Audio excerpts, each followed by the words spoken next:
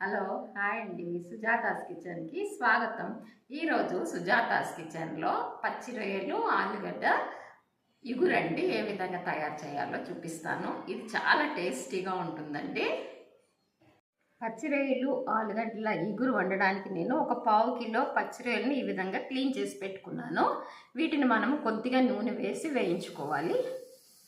నేను దీనిలోని 1 spoon oil వేస్తున్నాను.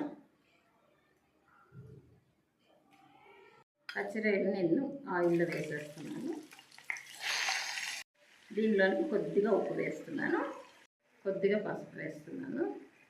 ఈ రొయ్యల్లోంచి మనకి కొద్దిగా నీరు వస్తుందండి. ఈ నీళ్ళన్నీ కూడా మనకి ఎగిరిపోయే వరకు వీటిని వేయించుకోవాలి. నీళ్ళన్నీ ఈ విధంగా ఇంకిపోయాయి. నేను స్టవ్ ఆఫ్ చేసేస్తున్నాను. కూర తయారు చేయడానికి నేను ఆయిల్ వేస్తున్నానండి. ఒక పెద్ద స్పూన్ తోటి ఒక 4 స్పూన్లు ఆయిల్ వేసుకొని, కొంచెం ఆయిల్ ఎక్కువగా ఉంటే కూర టేస్టీగా ఉంటుంది. మీడియం సైజు ఉల్లిపాయలు 3 ఉల్లిపాయలు ఈ విధంగా కట్ చేసుకున్నాను. దీనిని నేను ఆయిల్లో వేస్తున్నాను. ఈ ఉల్లిపాయలు మనము కొంచెం దోరగా వేయించుకోవాలి. ఉల్లిపాయలు 70% వేగిపోయాయి. దీనిలోనికి మనము ముందుగా వేయించి ఉంచుకున్న పచ్చిరొయ్యలు వేస్తున్నాను. దీనిని మనము కలుపుకుంటూ ఒక 2 నిమిషాలు వేయించుకోవాలి. అరకిలో ఆలుగడ్డలు తీసుకొని ఈ విధంగా కొంచెం పెద్ద ముక్కలుగా కోసుకొని నీళ్ళల్లో ఉంచుకున్నాను. వీటిని కూడా నేను దీనిలో వేస్తున్నాను.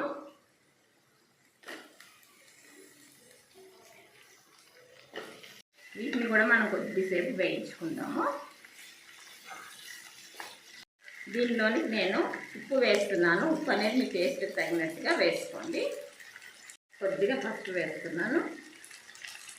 దీనిని మనము 5 నిమిషాలు హై ఫ్లేమ్లో ఉంచి వేయించుకొని తర్వాత మనం సిమ్లో పెట్టి మూత పెట్టుకోవాలి.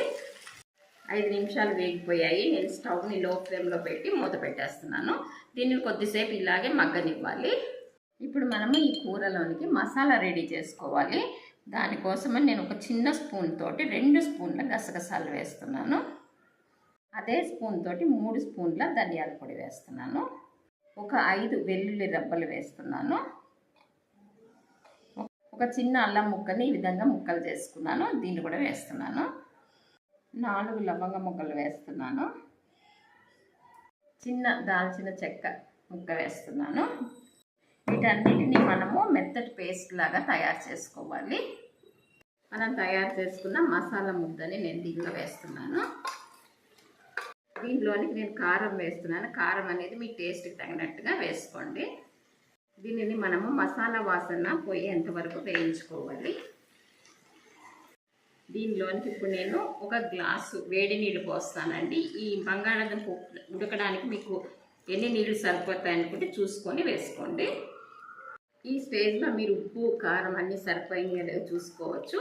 దీనిని 5 నిమిషాలు మాత్రము మనం హై ఫ్లేమ్లో ఉడికించుకొని సిమ్లో పెట్టి మూత పెట్టేసుకున్నట్లయితే దుంప బాగా ఉడికిపోతుంది. దీనిలో కొద్దిగా మనం కొత్తిమీర కరివేపాకు వేసుకుందాము. ఈ విధంగా కూరని దగ్గరికి వచ్చే వరకు ఉడికించుకోవాలి. మనం ఆలుగడ్డ ఉడికిందో లేదో చూసుకొని స్టవ్ ఆఫ్ చేసేసుకోవాలి. కూర రెడీ అయిపోయింది. నేను దీన్ని డిష్ అవుట్ చేస్తున్నాను.